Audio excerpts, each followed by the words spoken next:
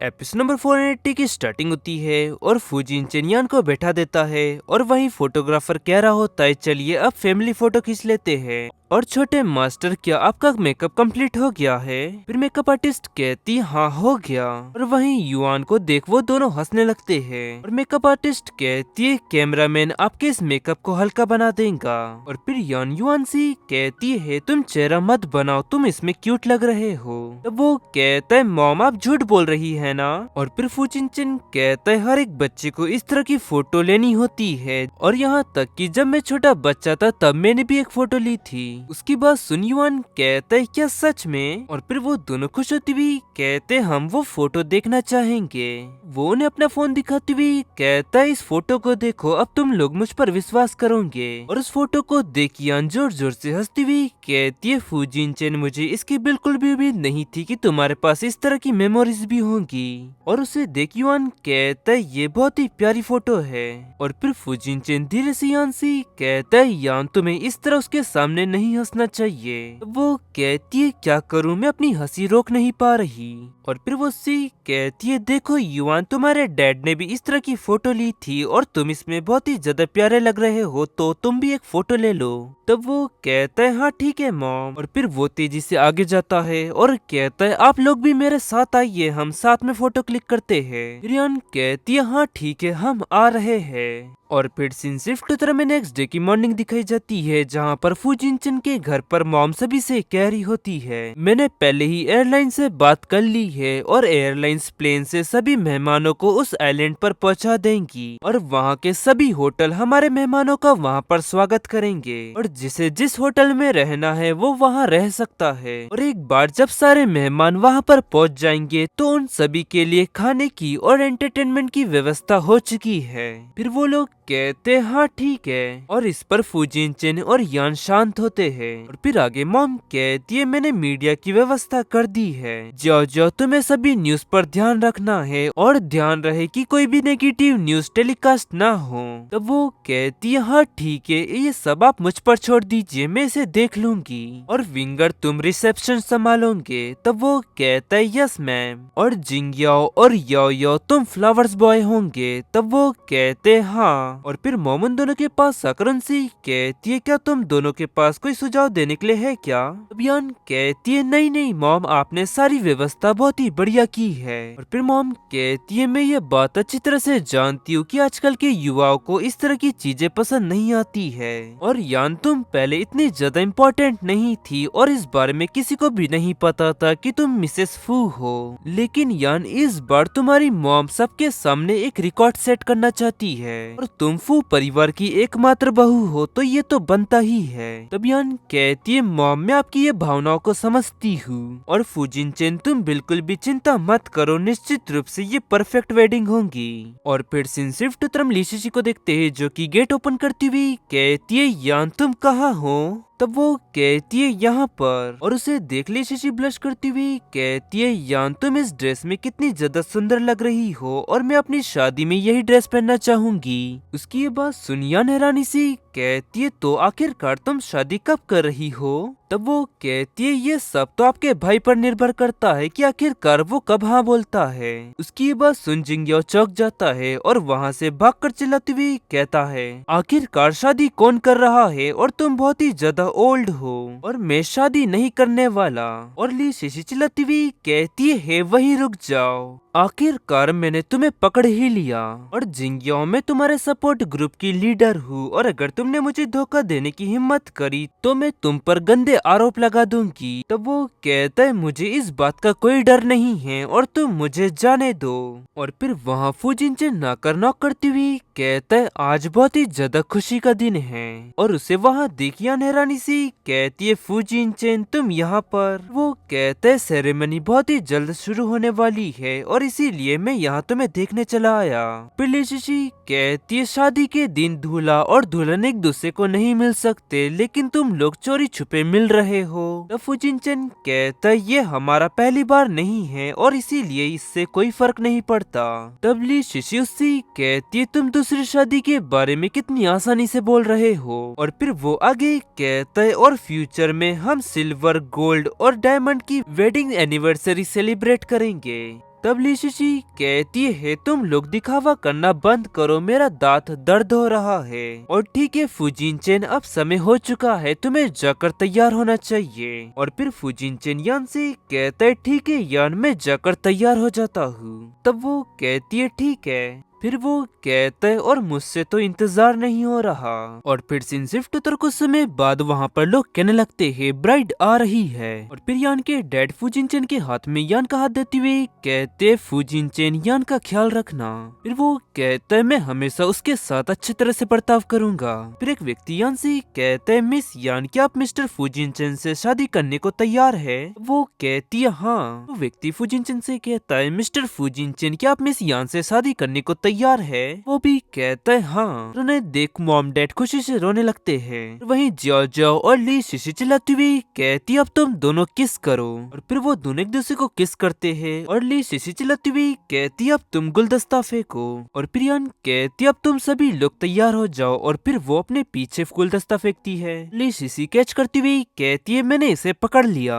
और कहती है जिंगयाओ आखिरकार तुम मुझसे शादी कब करोगे? इसकी ये बात सुन वो चिल्लाती हुई कहता है मैं तुमसे शादी नहीं करने वाला। और वहीं यान ये सब देख हंसने लगती है। और फिर सीन शिफ्ट बॉन फायर पार्टी दिखाई जाती है जहाँ पर जिंगयाओ युआन के साथ खेल रहा होता है। और वहीं यान कह रही होती है आग से तुम लोग सावधान रहो। फिर जोजियो उससे कहती है वैसे यान तुम अपने हनीमून पर कहाँ जा रही हो? तब यान कहती है पिछली बार जब हम आइलैंड पर गए थे तो हमने वहाँ पर बर्फ का सीन भी देखा था। और जोजियो अभी अभी मुझे एक आइडिया आया, क्यों ना हम हमारा हनीमून कंपनी में मनाएं। तब जोजो कहती है यान मजाक करना बंद करो, और शादी से पहले फुजिनचेन ने कह दिया था कि तुम ब्रेक पर हो और तुम हनीमून के दौरान काम कैसे कर सकती हो भला?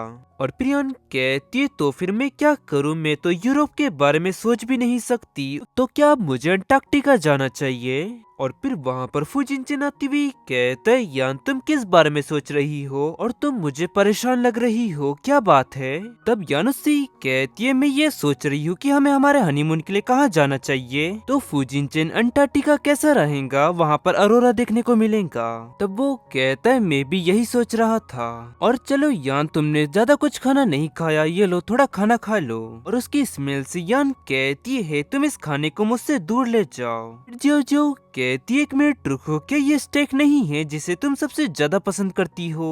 और फिर फुजिनचेन कहते है क्या हुआ यान, क्या ऐसे स्टेक में कुछ गड़बड़ है क्या? वो कहती है इसकी ये स्मेल। और फिर जो कहती है लेकिन मुझे तो इससे कोई भी खराब स्मेल नहीं आ रही है। और फिर फुजिनचेन कहता है ये सब गलती उस शेफ की होंगी, मैं उसे रिप्लेस कर दूंगा।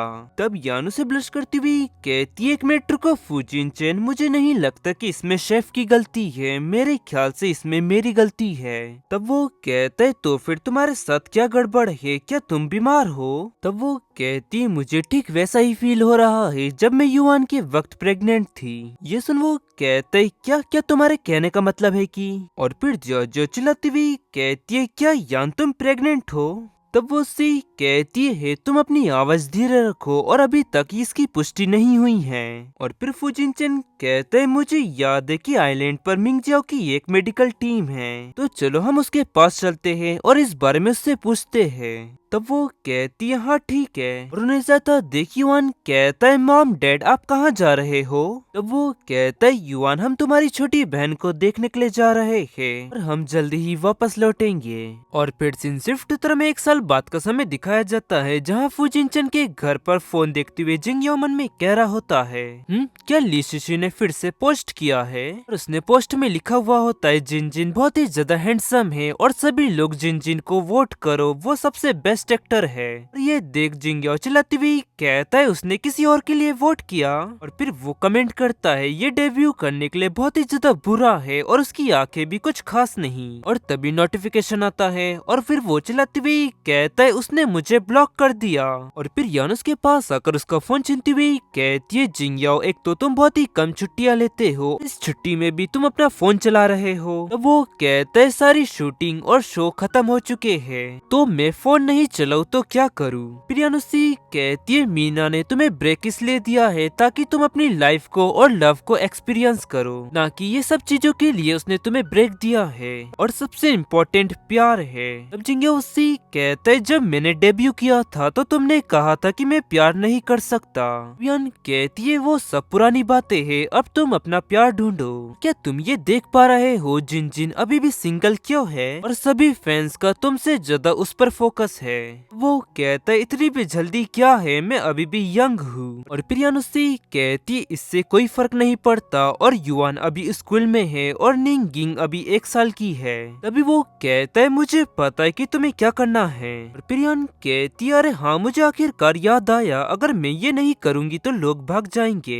जिंग्याओ कहता है अरे हाँ मैं निंगिंग के लिए गिफ्ट लेना तो भूल ही गया। फिर वो वहाँ से तेजी से जाती हुई कहता है मेरे लिए वेट करना, मैं निंगिंग के लिए तुरंत जाकर गिफ्ट लेकर आता हूँ। वो कहती है मैं तो स्पीचलेस हो चुकी हूँ और मैं उसकी मदद नहीं कर सकती। और फिर कुछ समय बाद फूजिन चेन और युआन घर में एंटर होते हैं और वहीं फूजिन चेन के हाथ में उसकी बेटी जिसका नाम निंगिंग है जो कि 1 साल की है। और जिंग्याओ कहते हैं निंगिंग मेरी प्यारी बेबी ये देखो मैं तुम्हारे लिए क्या खरीद कर लाया हूँ। इस भालू को देख निंगिंग बहुत ही ज्यादा खुश होती है और फिर जिंग्याओ निंगिंग को उठाती हुई कहता है युआन देखो ये कितनी ज्यादा प्यारी है। वहीं युआन फूजिन चेन से कहता है ये बैग लीजिए मुझे जाकर हाथ धोने हैं। और वहीं जिंग्याओ कह रहा होता है निंगिंग क्या तुम्हें ये पसंद आया। और फिर युआन आती हुई कहता है मैंने अपने हाथ अच्छी तरह से धो लिए हैं और अब निंगिंग को मुझे दो।